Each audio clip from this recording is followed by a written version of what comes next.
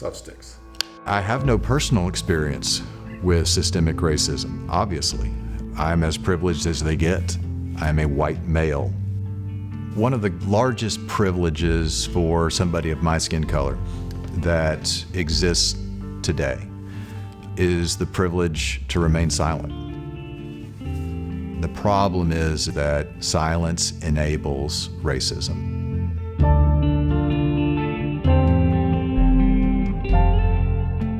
My name is Rob Crain. I'm an attorney in Dallas. One of the most searing instances of racism I have seen in my lifetime is when I was 20 years old. I was in North Carolina going to school for a year, and a local person I didn't know, kind enough to invite me out to a hunting group. It was the prominent leaders of the town, and they were talking about hunting black people.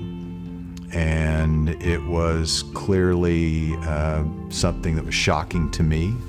It was one of the early moments of that stark, surreal world that I didn't see growing up. And it is that type of experience which roots and is part of why I do what I do now. I grew up in a predominantly white neighborhood here in Dallas and went to high school at a predominantly white high school. And I live in a predominantly white neighborhood now.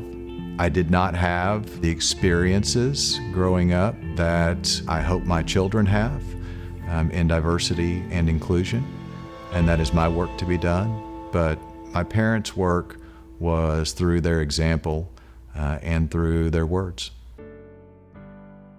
In 7th grade, when the one African-American friend in my class I had invited to come over and spend the night for my birthday.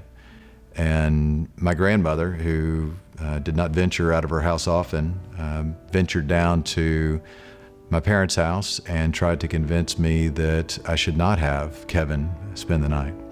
And did so in very straight, racist terms. And fortunately, even as a 7th grader, my parents' work had taken root, but it showed the racism that was so close to home.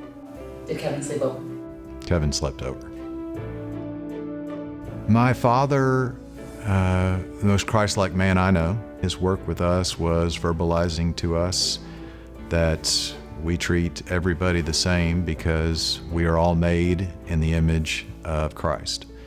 And that doesn't matter what tint our skin is, we are all made in His image.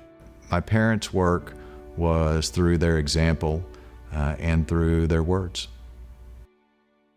So whenever you come out of a bubble community like I did and go to college, you certainly start realizing how much bigger the world is. I saw things that were as racist as what you'd see in a Hollywood movie. And it's those searing images which change your life.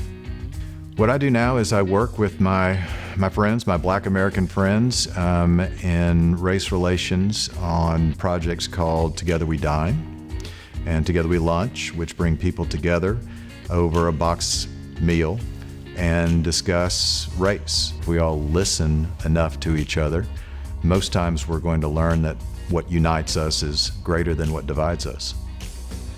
I would define allyship as partnership. It's got to be a partnership with all of us, of all colors, and in particular, my white American brothers and sisters. I can't sit back and expect somebody else to do it. It has to be my responsibility. But I get to do that in partnership with my black friends who know what it's like every single day to live in this country as a black person, that I have no idea what that means. If we're going to make change in this country, it cannot be all on the efforts of African Americans. It has to be by partnership with our white Americans. If there's anything that we've learned over the 400 years is that if Black Americans could cure racism, it would have been cured a long time ago. More corporations are saying the things that they should be saying, more than ever in our history. So things are different. The question remains is, what are we going to do next? While I have your attention, you can do this. And in talking to my white American brothers and sisters, it will only happen with us. But we have to take the first steps. And it's not hard. There are people out there who are starting endeavors so that we can do this walk together, and it doesn't just stop when the emotions subside. Now is the time.